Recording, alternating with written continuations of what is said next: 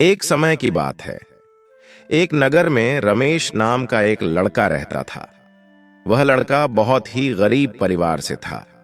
2 वक्त की दाल रोटी भी बड़ी मुश्किल से उसके नसीब होता था। वह लड़का काम की तलाश में था। दिन रात खोज करने की बाद भी उसे कोई काम नहीं मिल रहा था। फिर वह लड़का अपनी पत्नी के सामने अपनी सारी समस्या बता देता है। उसने अपनी पत्नी से कहा कि मैं जिस जगह भी काम मांगने के लिए जाता हूं तो हर कोई मुझे ये कहकर मना कर देता है कि हमारे यहां कोई काम की जगह खाली नहीं है। मैंने बहुत काम ढूंढा, फिर भी मुझे कोई काम नहीं मिला। मैं काम की तलाश करते करते थक चुका हूं। मुझे समझ नहीं आ रहा है कि मैं तुम लोगों का पेट कैसे पालूं, ये परिवार कैसे चलेगा, अपने बच्चों को कैसे बड़ा करूंगा, और ये चिंता मुझे दिन रात खाए जा रही है। ये सुनकर उसकी पत्नी ने कहा कि तुम एक आदमी के पास सिर्फ एक बार ही काम मांगने के लिए जाते हो, और जब वह काम नहीं देता तो तुम दोबारा जाते तक नहीं हो। अगर उनसे काम लेना है तो तुम्हें हमदर्दी जतानी होगी। तुम्हें उनसे हमदर्दी हासिल करनी होगी, अपनी गरीबी दिखानी होगी, ताकि वह लोग तुम्हारी मजबूरी देखकर तुम्हें काम पर रख लें। इसलिए शर्म मत करो और उन्हें अपनी मजबूरी बताओ, अपनी गरीबी बताओ, और इसी उपाय से तुम काम पा सकते हो। उसकी पत्नी की बात रमेश के दिमाग में बैठ गई और अगले दिन वह काम मांगने के लिए उसी सेठ के पास जा पहुंचा जहां पर वह पिछले दिन काम मांगने के लिए गया था। लेकिन इस बार उसने हाथ जोड़कर उस सेठ से प्रार्थना की, विनती की कि मैं बहुत गरीब हूं और मेरा परिवार भूखा है। मेरे 2 छोटे छोटे बच्चे हैं। मुझे काम की बहुत जरूरत है। वो जो कुछ भी पैसा देंगे वह उससे ही संतुष्ट हो जाएगा, पर कृपा करके मुझे अपने यहां काम पे रख लें। उसकी ये हालत देखकर उस सेठ ने उसे अपने पास काम पे रख लिया। वह रोज वहां काम पर जाने लगा। अंदर ही अंदर वह बहुत खुश था कि उसे काम तो मिला, लेकिन उसे तनख्वाह दूसरे लोगों से कम मिलती थी। वही काम जो दूसरे लोग कर रहे थे उन्हें ज्यादा तनख्वाह मिल रही थी और रमेश को कम तनख्वाह मिल रही थी। जब इसके बारे में उसने सेठ से कहा तो सेठ ने कहा कि देखो भाई, तुम्हें काम की जरूरत थी और मैंने तुम्हें काम दिया। मेरा धन्यवाद करने के बजाय तुम मुझसे शिकायत कर रहे हो। ये कैसी इंसानियत है। ये सुनकर रमेश वहीं पर चुप हो गया। बात कहीं ना कहीं सत्य थी। सेठ ने तो उसे मजबूरी के हिसाब से ही काम दिया था और इसीलिए वह उसे अपने अनुसार ही वेतन देता था। धीरे धीरे ये बात रमेश अपने दोस्तों और अपने रिश्तेदारों को भी बताना शुरू कर दिया कि उसका सेठ कैसा आदमी है और उसे कितना वेतन देता है।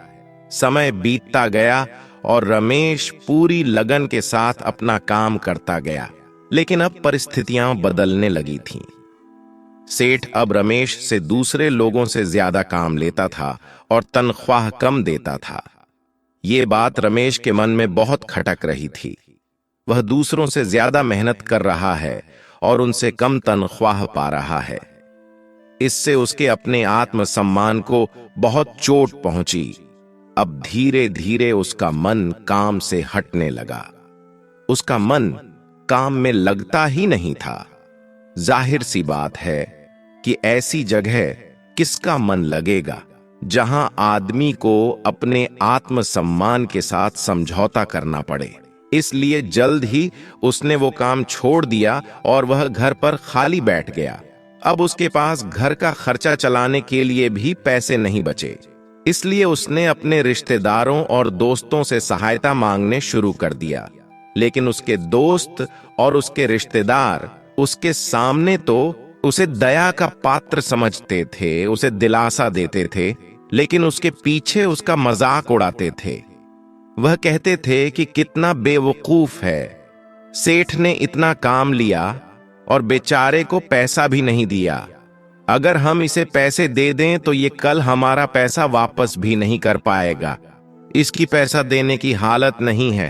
काम तो इसके पास कुछ भी नहीं, पैसा कहां से लाएगा। और इसी वजह से रमेश की हालत दिन ब दिन खराब होती जा रही थी। अब वह दिन रात तनाव में रहने लगा। वही दोस्त, वही रिश्तेदार जो उसके अपने होने का दिखावा करते थे और उसे दया का पात्र समझते थे, उन्हें उसके ऊपर तरस आ रहा था। सब लोग आकर उसे ज्ञान तो बहुत देते थे, लेकिन कोई भी उसकी सहायता नहीं करता था। और अक्सर ऐसा ही होता है, ज्ञान देने वाले तो बहुत मिल जाते हैं, लेकिन मदद करने वाले उंगली पकड़कर या हाथ पकड़कर आगे चलने वाला कोई नहीं मिलता है। एक दिन उसे पता चला कि पड़ोस की गांव में एक बौद्ध भिक्षु आया हुआ है जो बहुत ही ज्ञानी है।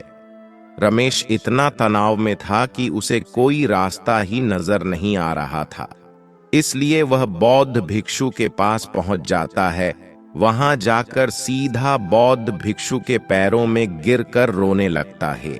रोते रोते अपनी सारी परेशानी बताता है। वह बताता है कि किस तरह उसके सेठ ने उसका फायदा उठाया और उसके रिश्तेदार दोस्त उसके साथ कैसा व्यवहार करते हैं। सारी बात सुनकर बौद्ध भिक्षु ने उसे चुप कराते हुए कहा कि ये सारी समस्याएं तुम्हारी बुद्धिहीनता, तुम्हारी मूर्खता के कारण उत्पन्न हुई है। तुम्हारे अंदर विवेक होता तो इनमें से एक भी समस्या तुम्हारे चित्त को दुखी नहीं कर सकती थी, लेकिन तुमने अपने अविवेक के कारण, अपनी मूर्खता के कारण खुद ही अपने रास्ते में कांटे बिछा दिए। आज मैं तुम्हें 7 बातें बता रहा हूं जो भूल कर भी किसी को मत बताना, और इन बातों का अनुसरण करते हुए तुम बाहर से मिलने वाले दुखों को दूर कर सकते हो जो बेवजह दुनिया की वजह से तुम्हारे अंदर पनपते हैं। पहली बात जो किसी को नहीं बताना चाहिए वो है अपनी मजबूरी। अपनी मजबूरी का दिखावा करके दूसरों का दया का पात्र बनकर उनकी सहायता लेने की गलती कभी मत करना।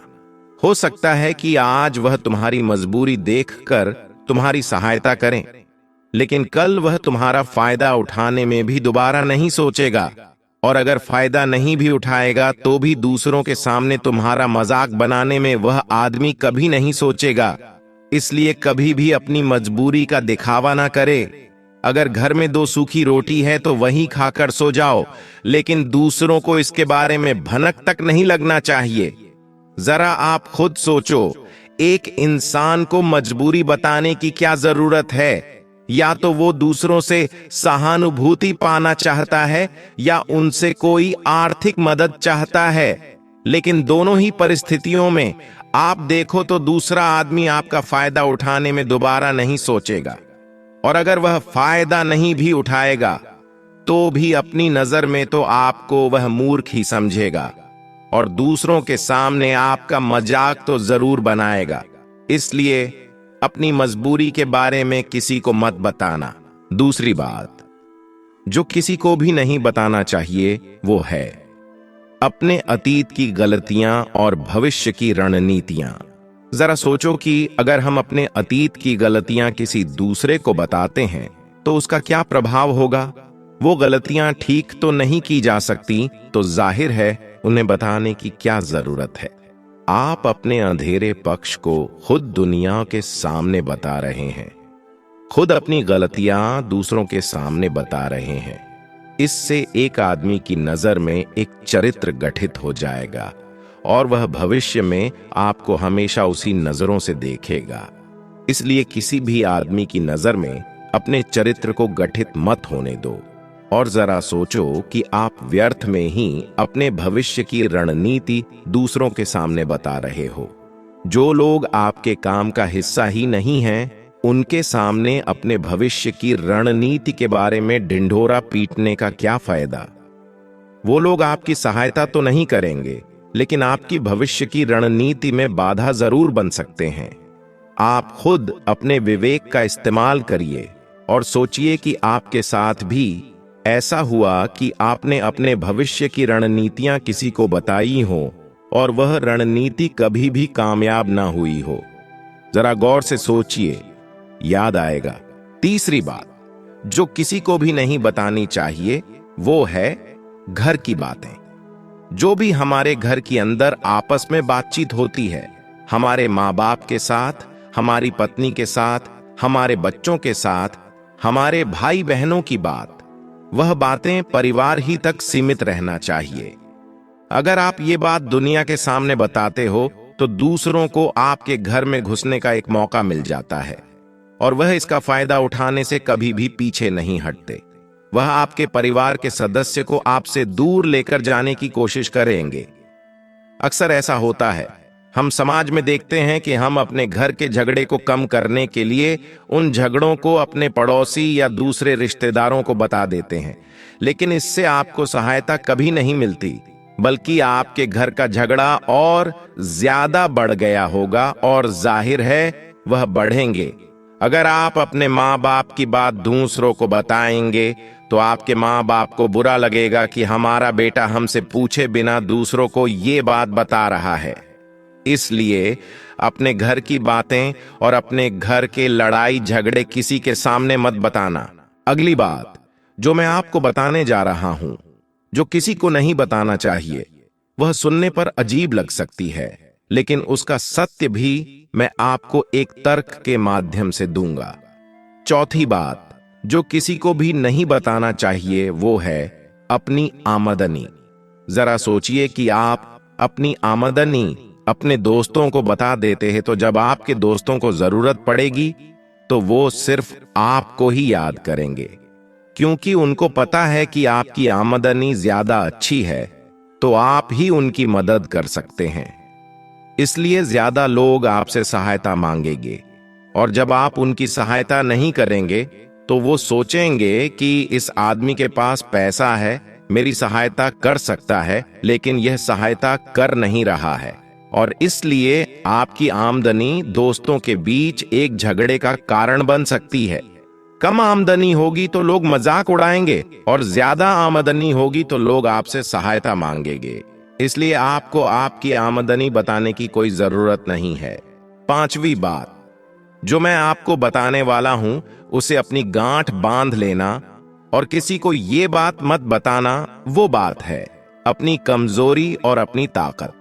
अक्सर इंसान को पता नहीं होता है कि उसकी कमजोरी और उसकी ताकत क्या है, लेकिन आपको अपनी कमजोरी और अपनी ताकत पता है तो पहली बात कि आप बहुत ही बुद्धिमान आदमी हैं और दूसरी बात कि आपको ये बातें किसी से साझा नहीं करनी है, क्योंकि अगर आपकी कमजोरी दूसरों को पता चल गई तो वह आपकी कमजोरी का फायदा उठाएंगे और अगर आपकी ताकत पता चल गई तो वही ताकत आपकी कमजोरी बन जाएगी, क्योंकि वो ताकत दूसरे आदमी को पता है और वो ताकत की कमजोरी भी ढूंढ ही लेगा।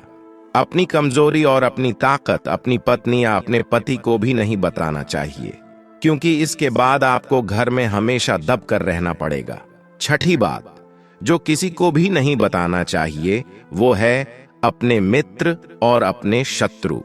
आप अगर अपने मित्रों के बारे में दूसरे लोगों को बताएंगे तो वह आपके मित्र के साथ अपनी घनिष्ठता बनाकर आपको धोखा दे सकते हैं, आपके गहरे मित्र को आपसे दूर करने का प्रयास कर सकते हैं। अक्सर आम आदमी ऐसा नहीं करता, लेकिन आपके दुश्मन ऐसा करने की कोशिश कर सकते हैं। और दूसरी तरफ आपके शत्रु का भी किसी को नहीं पता लगना चाहिए, क्योंकि आज जो आपके मित्र हैं अगर कल वही आपके दुश्मन हो गए तो वह आपके दुश्मन के साथ मिलकर आपको परास्त कर सकता है, आपको धोखा दे सकता है। इसलिए अपने सबसे अच्छे दोस्त को भी अपने दुश्मन के बारे में कभी मत बताना। सातवां और आखिरी बात जो मैं बताने जा रहा हूं, जो किसी को भी नहीं बताना चाहिए, वो है दान करना। आप जो दान करते हो तो दान के बारे में भी किसी को नहीं बताना, नहीं तो दान करना व्यर्थ हो जाता है, बेकार हो जाता है। जब आप आपके दान का ढिंढोरा पीटते हो तो आप ये जताना चाहते हो कि मैं कितना बड़ा दानी पुरुष हूं, और ये आपके अंदर एक अहंकार निर्मित करेगा। इसीलिए दान गुप्त रूप से किया जाना ही अच्छा होता है और उतना ही फलदायी होता है। जब आपका बायां हाथ दान कर रहा हो तो दाएं हाथ को भी ना पता चले कि बायां हाथ दान कर रहा है। ये सातों बातें जो बौद्ध भिक्षु ने जो रमेश को बताई, इनमें संसार के सभी सिद्धांत छुपे हुए हैं। इन बातों का अनुसरण करते हुए आप अपने घर में सुख शांति बना सकते हैं और घर के झगड़े हमेशा के लिए दूर कर सकते हैं। आप इन बातों के बारे में आपने विवेक से भी सोचेंगे तो आपको ये बातें सच मालूम पड़ेंगी।